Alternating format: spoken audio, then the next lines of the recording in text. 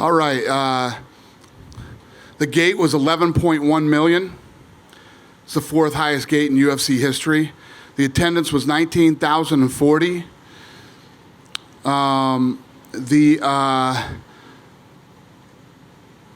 bonuses went to Dober, Diego, Kelleher, Olenek, and McGregor. I gave out 5 tonight. I'm feeling very generous tonight. And then the 50-50 raffle was $108,650. Who's got the first question? Dana, I want to ask you just quickly on medical updates. Macy Barber was obviously clearly hurt. Do you have any initial updates on her? She was transported, but I don't know what's going on. Elliott was transported with a head and face CT, and obviously Cerrone. With Macy, I wanted to ask you real quick. Do you know if there was any pre-existing condition, or what did you make of the doctor coming in? We don't often see a knee check in the middle of a fight like that. So weird. I know. I don't know, man. That was weird. Where's Hunter at? Did you ever find out what that was about? You want to check her knee? All right. Fair enough. Quickly on Cowboy's condition. Precautionary, or does it look like he has a broken orbital, or do we know? I thought he had a broken nose. But I don't know. What do I know? Fair enough. Let's get to the main event. Conor McGregor, obviously an incredible victory for him tonight. What were your thoughts on his performance? I was blown away. He looked unbelievable. You won't hear another peep out of me about fighting at 170. So, I know that there's always critics and there's always somebody who has an opinion. People are going to say that Cowboy was shot, which is total bullshit. And Conor McGregor came out. He looked fast. He hit hard. He had a game plan. And he finished a real tough kid who came to win. Obviously, Conor McGregor is great for UFC business, but I wonder, Manny Pacquiao's team has already sent out a poster of him. Floyd Mayweather has just now sent out a poster of, the rematch. And, is this going to be good for you, or is this bad for you now that Conor's going to be so much in demand again that now you got to go through all these options and figure out what works? Was Conor out of demand? No. Yeah. These are great problems to have. I'll deal with them. Nice. I know you don't typically release numbers, but can you give us an idea of, how this pay-per-view is looking? Killed it.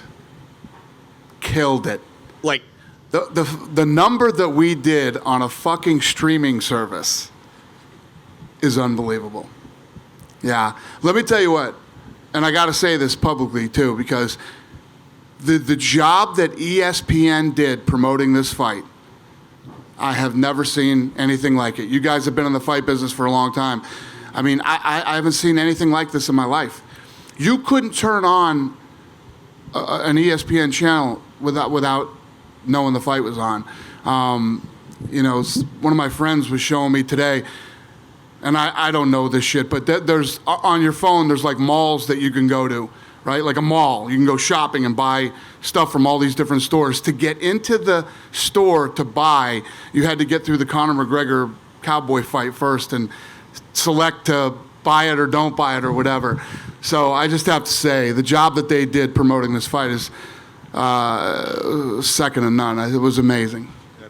So coming into this fight, you teased that, hey, if Conor wins, you really like the idea of a lightweight title rematch. But this week, there's been a lot of fan demand, it seems like, for him versus Masvidal. And now that you're saying, hey, you like him at 170 pounds, what do you think makes more sense? A lightweight title fight, or maybe this fight with Masvidal? Yeah, listen,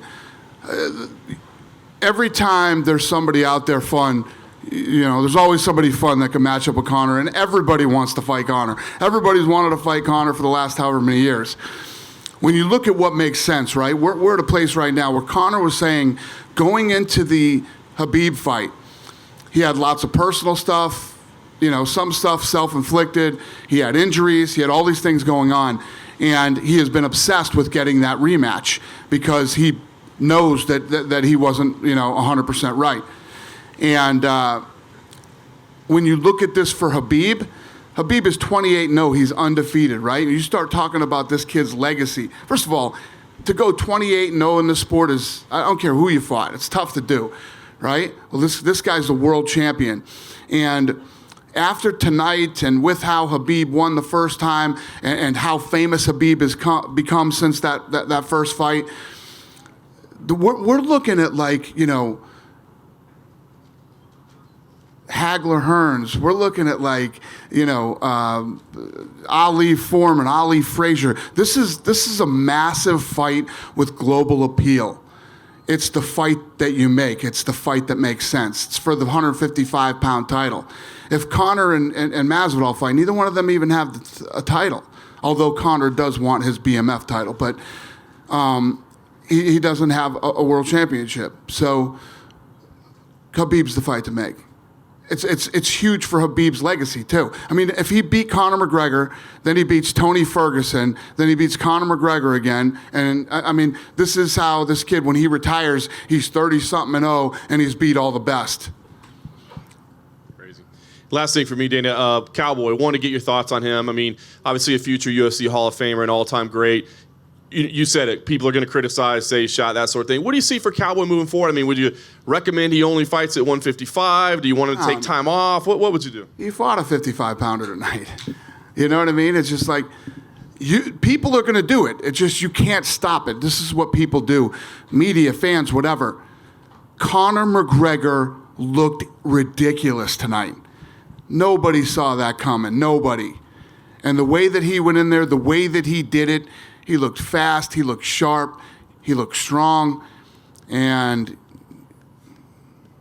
it was all about Conor. Had nothing to do with Cowboy being shot or anything like that. Kev? Hey, Dana. You know, everybody talks about Conor's physical skills, but do you think what separates him maybe from a lot of guys is his mental ability? And it seems like, you know, he's a good game planner, and he just has that ability to put everything else out of the way and kind of focus on a fight, and it might be the thing that separates him from a lot of guys. That kid has an incredible fight IQ, and he has the speed, the power, and the ability to back it up and implement. And during your career, you know, you've seen a lot of guys that, you know, they were tough guys and they lose fights and they don't come back the way, you know, he came back tonight. I mean, a lot of times guys, you know, kind of, they lose it and they're not the same confidence-wise. Is that another thing that you notice in him that makes him different? Well, the other thing that makes it different is, more importantly than you lose one and you come back, is the time off. Time off is usually never very good for fighters. You stay active, you stay in better shape, your timing is better, all that stuff. And many of you know throughout the years with me talking, I'm a big believer in ring rust. I believe in ring rust. It's real. I've seen it. I've seen it happen. I've seen it play out. We didn't see it tonight. And last thing for me then, you know, I told you I thought a Khabib fight would do $3 million with Conor, right? So I'm in agreement with you, but I'll bet it does more. Okay. Listen, when you said that, I was with you. I'm telling you right now, Khabib versus Conor is the biggest fight in the company's and the sports history, but I think it might rival Conor and Floyd. Interesting. So I'll just throw this out. I mean, he said he would fight in March if that was there. You got 40 seconds. Here's your problem that you have if you wait for Khabib, don't you? Khabib's no guarantee to win, number one. Right. And then number two, if Conor fights in March, now you have him sort of on the same path, and then as soon as he wins, he's ready to fight the winner, as opposed to if, let's say, Khabib loses, now you don't know you have a rematch or what you do. Doesn't it make sense to bring him back and maybe put that Masvidal fight on underneath Adesanya, and you have or in front of Adesanya, but you have him fight again, gives you another big fight at the start of the year and keeps him active. As he only fought 40 seconds, as good as he looked. Yeah. Yeah, I mean, there's a lot of different things that make sense that you could do. I gotta see what he wants to do. You know what I mean? I know he wants this fight, and I think he's willing to wait to get it. So we'll see. Listen, do I want Conor to fight 3 more times this year? Sure. You know, do I want to see Masvidal Conor? Sure. But you got to do what makes sense too. And I just really think the Khabib Conor fight is big for both of their legacies and obviously for the sport. Hi, Dana, to your right. Hi. Hi. Hey there. So Mark Davis, the owner of the Raiders, was here tonight. What? How interested would you be to put that Khabib and Conor fight in Raiders Stadium? That is not what I thought you were going to ask me, but yeah, I think that the Khabib Conor fight, could be done anywhere. It could be done in a stadium somewhere. It could be done at Madison Square Garden, Dallas, Texas Stadium, the O2. I mean, you could do that fight anywhere. So we need to sit down and look at what makes the most sense. There's been a lot said this week about kind of Conor 2.0, the evolution of Conor McGregor as a professional and as a man. What did you think about his role in the promotion leading up to this fight? He was much more introspective and laid back and not as kind of manic as he had been in the past. Well, I think he was a lot happier.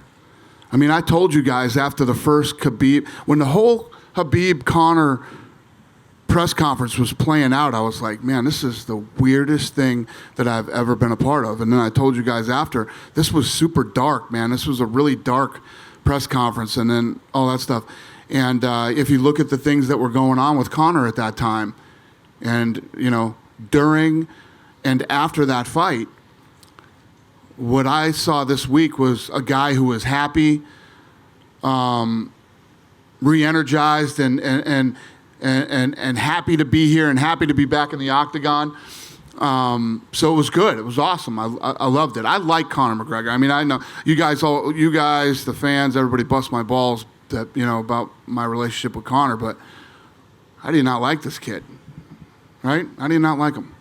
Last question for me. I want to talk about Holly. So she won tonight. Holly is 36. You talked about perhaps this being her last go. Do you still feel the same based off of what you saw from her tonight?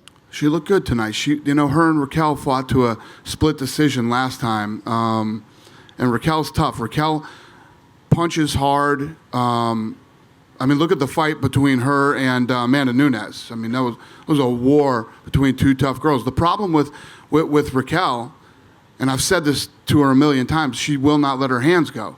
She's got hands. She doesn't let them go. Oh, not to mention the fact that the ref let them clinch for 4 minutes for 3 fucking rounds, and they fought for a minute. That was a problem, too. Driving me crazy, man. If you are not doing damage or advancing your position, you split the fighters up and make them actually fight. And I like this guy. I don't want to, bum this guy out and whatever. But he's running around the octagon, I'm like, what fucking fight is he watching?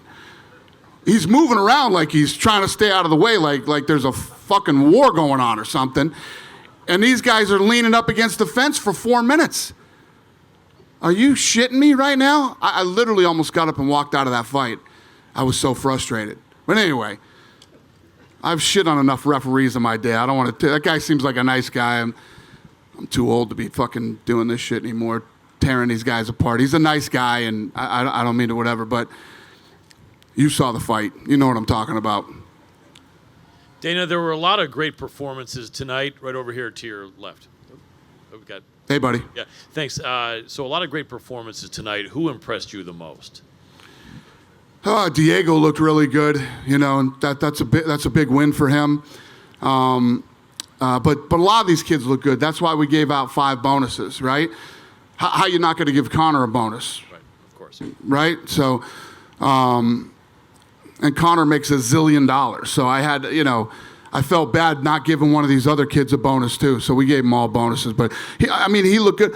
Look at Dober. I don't know if you saw if you don't know, now you know.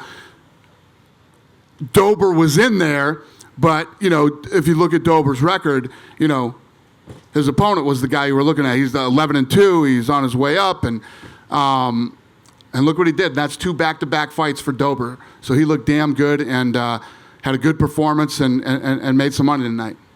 How surprised were you with Roxanne Modafferi's performance? We know you liked Macy. Everyone did. She's a great fighter, young fighter. Were you really surprised, or did you think Roxanne? No, I wasn't surprised. At the end of the day, when you're climbing the ladder like that, Roxanne is a tough test. We knew that she was going to be a big test for her. And if her knee didn't pop out, maybe it would have been a different fight. Because one of the things about Macy that I love, and I can't remember who she was fighting, but you guys might remember, she got her ass whooped the first round. Went back to the corner, readjusted, and came out and finished her in the second round. So who knows how the fight would have gone if her knee didn't pop out, but these things happen. She's young, she's talented, she's tough, and she'll be back. I agree. Speaking about Diego Ferreira, I think he's probably due to fight a top 10 opponent soon, and he seems like a guy for real. Do you have any plans for his future that come to mind? Yeah. He looked good tonight. So, and like I said, beating Anthony Pettis, and Pettis is ranked number 11 right now. So big win. What you don't want to do when you're that kind of guy is bust too far into the top 10. So we'll figure out what's next for him. Last one for me. Obviously, it's not a pleasant subject, Alexa Grasso, that fight falling out. You may have seen that she's saying she's going to 25. She's not waiting or fighting you guys like some fighters do and say, no, give me another chance. She's herself said she's going to 25. Are you going to give her a chance there? How do you feel when someone misses like that, but they take it upon themselves to say, I will go up to the next weight division? Listen, man, I said it the other day, too. We get pissed off when people don't act like professionals and make weight and everything else.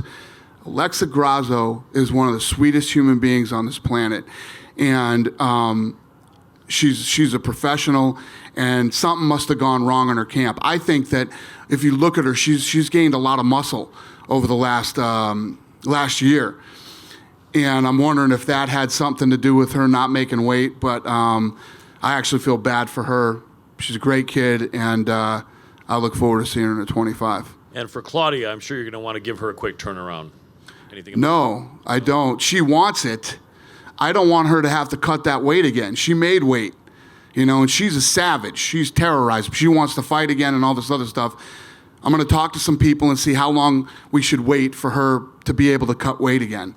There's no hurry. There's no hurry. Awesome. We're going to do whatever's safe. Appreciate it, Dana. Yep. Yes.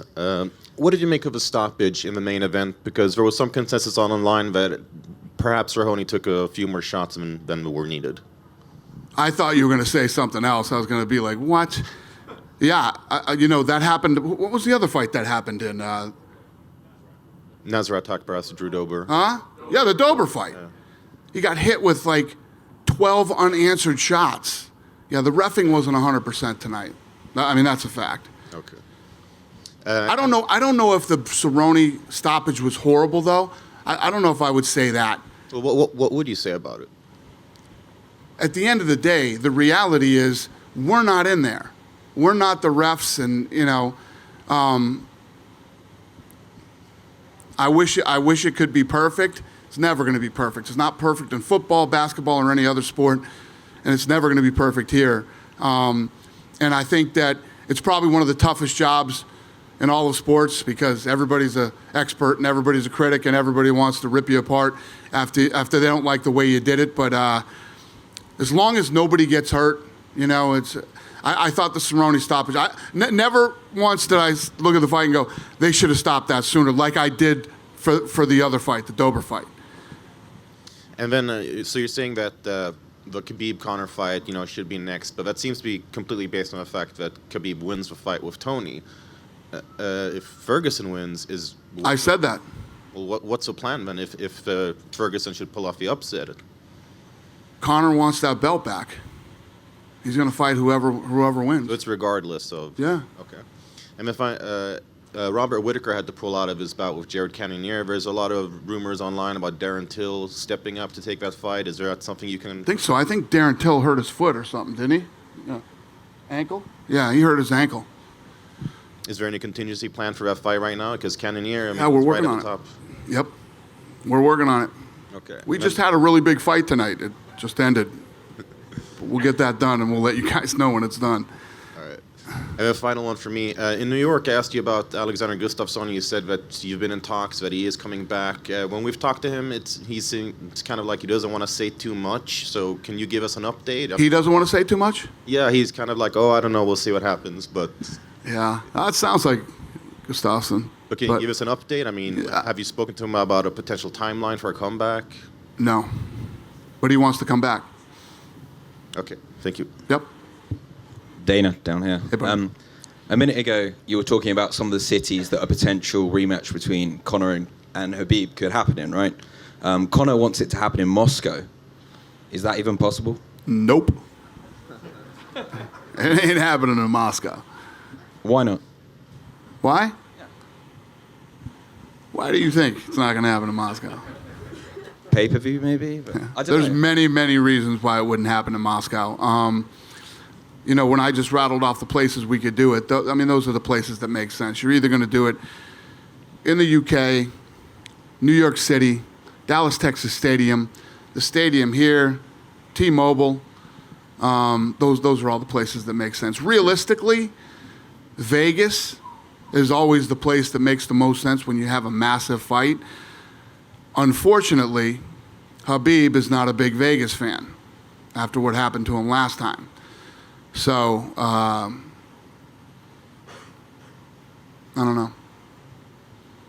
I think we've seen a very different side to Conor this week. Have you seen that, I guess, before in the lead up to this fight? Because we haven't really seen him for 15 months, and he's come back a very different person. But did you see that before he came back this week? Yeah, I mean, Conor and I have had a lot of good conversations, and you know, but you never know what's going to happen when Conor shows up and is getting ready for a fight. But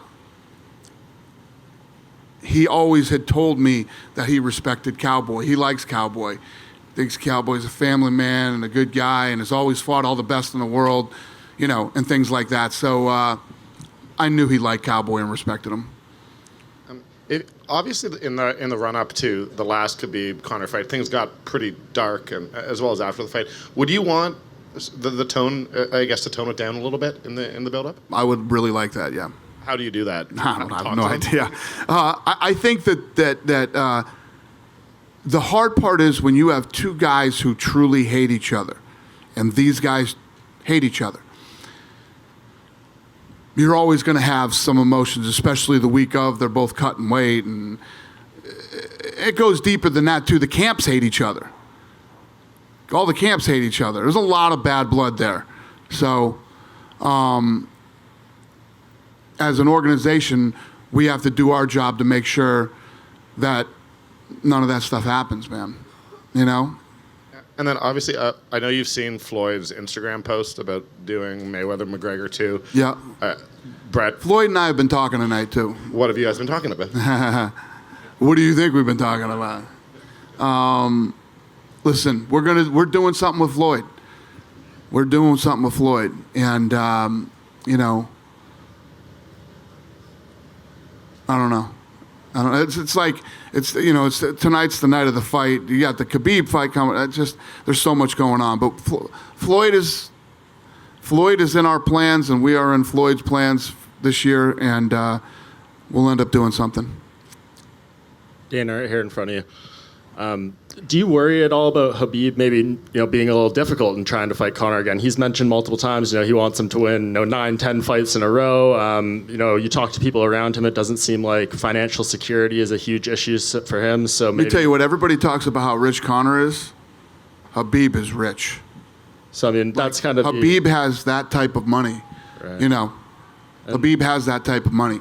And when I say that type of money, over $50 million. So, but the reality is Habib has never turned down a fight, ever.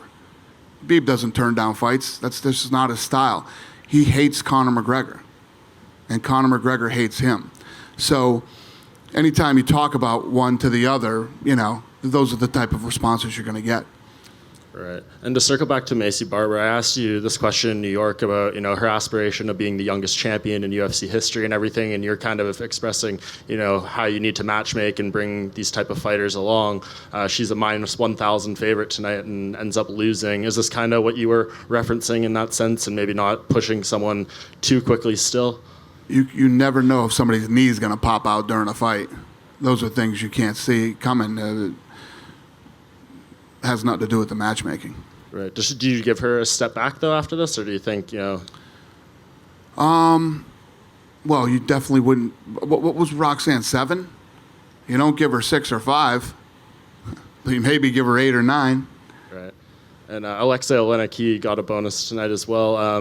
This guy is very unique in MMA. He's the first fighter to win across 4 decades, starting in the 90s, 2000s, 2010s, 2020s. What do you kind of make of him? Fabricio Verdum called him out after and said he'd love to fight him when he returns from suspension. He's an older guy, very unique style. What do you just make of him? Yeah, no, he's an incredible athlete, man. To do what he's done and still be doing it is very impressive. There's a lot of guys that did that, but they're not doing very well. Still hanging out and fighting, and or they're fighting bums, right? To be here doing what he's doing in this organization is tough to do.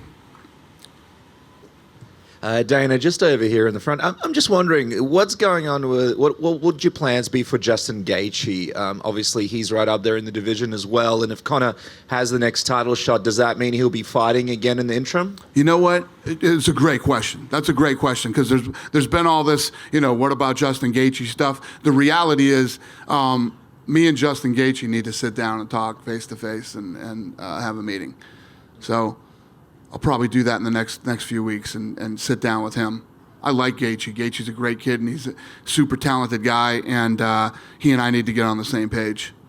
Because I know Conor wants to be, and I'm not sure what the status is now, but he wants to be like a backup in case something happens with his Khabib-Tony Ferguson fight in April. I just want to be a backup. He's saying that fight's not going to happen. He has predicted that fight will not happen, and he will slide in and cut weight and do the fight. Do you take that on board? Is that something you would consider, or? Yeah. I ain't saying no to that one. Because I was going to say Gaethje, I suppose he'd be in a position as well where he would love to be in a backup spot to that fight falling out too. Yeah. So there could be a couple of guys there. I'm just wondering, you've spoken about how big this Khabib-Conor fight rematch would be. How big do you think a Tony Ferguson-Conor McGregor fight could be? I mean, that big. Conor McGregor and this guy right here with the camera is a huge fight. Hey, Dan, you're right. So if you want Khabib versus Conor, and then would that leave Usman versus Masvidal? Is that what you like in a perfect world? Guys, me, you, and everybody else knows that's the fight to make. That's the fight. The fight is Masvidal and Usman. Speaking of Usman, did you catch that his Twitter got hacked tonight? Yeah. Do you know what happened there? Crazy. I mean, she brought it to me and told me, what do you think the first thing I did was when I read that? And she told me his thing got hacked. The first thing I'd think about this. Think about, did you see the tweets that were going out? Yeah. Right? What do you think the first thing I did was? What did he say? That's probably what I should have done. I called Conor. I said, he got hacked. So don't say anything, don't do anything. Usman and Ali are sitting right in front of where Conor comes out and does the thing. Yeah, so the first thing I did was tell Conor that. And he didn't believe it. He doesn't believe he got hacked. But we had no problem, so. Ali said that the UFC was looking into that. Do you know what the outcome was? Okay. They put his bank account out there and his PIN code and crazy shit. Yeah, that's crazy, man. Horrible. And then, have you thought at all about what's next for Cowboy? He's lost 3 in a row now, but obviously all against the very best in that division. Yeah, he lost to number 1, number 3, and number 4. So, I don't know. I'll talk to him and see what he wants to do. But we all know the answer to that question. He's like the lighter version of Chuck Liddell. It's like this is what the kid does. It's what he loves to do. It's who he is. These are the not so fun part of this job when you have to have these kind of conversations and ask him what he wants to do. But I don't know. Will you ask him to take like a break or maybe? Yeah. I'd like to see guys who are not ranked as high. Maybe? No, that's not what we do here. We don't do that here. So, when the rankings come out on Tuesday, We'll see where he ranks, and that will determine what fights he would fight next. But if you feel like you should fight guys that aren't ranked in the UFC, you probably shouldn't be fighting in the UFC. You should be fighting somewhere else, because there's plenty of places you can go where you can actually make a lot of money.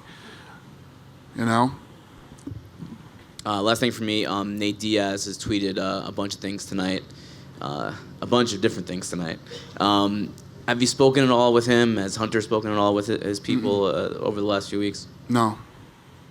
In a perfect world, do you see him fitting into any of these plans coming up this year? I don't know. I don't know. Not off the top of my head, no. I don't know what Nate wants to do next. Thank you. Over here to your left, Mr. White. Yep. Good evening. How are you? Over here. Hey, buddy. Hi. How are you doing? First question. You seem to flick of a mention there that it is a possibility that the UK could house a Conor McGregor fight. 100%. Would that be at Wembley Stadium, as we've seen with Anthony Joshua? Yeah, you could do any of the big venues out there. The Cardiff Stadium as well, the Millennium Stadium, they both take 80, 90,000. Yep. When you go back to the office on a Monday morning, you haven't had Conor McGregor for 15 months. Does it make your job easier? And what I'm asking is he arguably, Conor McGregor, the most complete package we've ever seen in the history of fight sports? Yeah, I mean, this guy is such a huge superstar. I mean, I put him up there with Tyson, Leonard, Ali, all of them. He's got the biggest pay-per-view in pay-per-view history, and he's, how many of the top 10 does he have? I don't even know, but he's one of the biggest stars out there. A lot of times coming up in his career, he's been doubted for his talent, and he proves everybody wrong every time. And I mean, the kid is just such a massive superstar.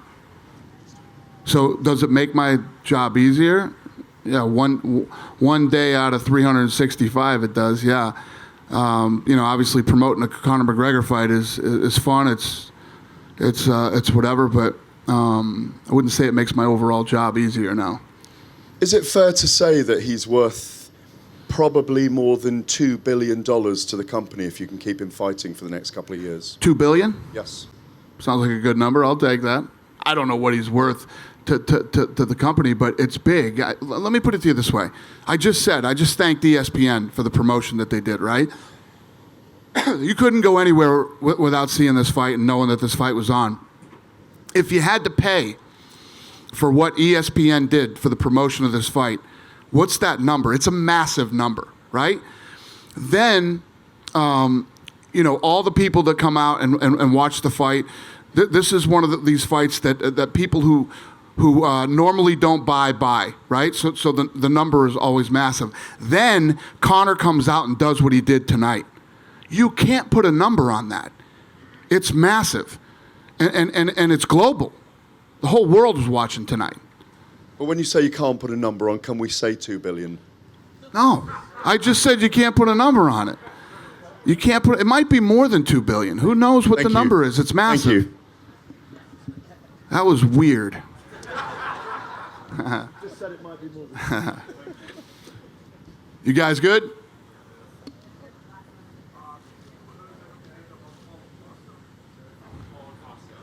Huh? Paulo Costa? Yeah. Yeah. So May, June. Yeah. So, all right. So May, June, he's supposed to be ready, right? That's if nothing goes wrong during the recovery and whatever. Israel Adesanya wants to fight Yoel Romero, okay? Nobody wants to fight Yoel Romero. Nobody does. And he is, you made a face like somebody might want to fight him. What was that face? You gave me the meh.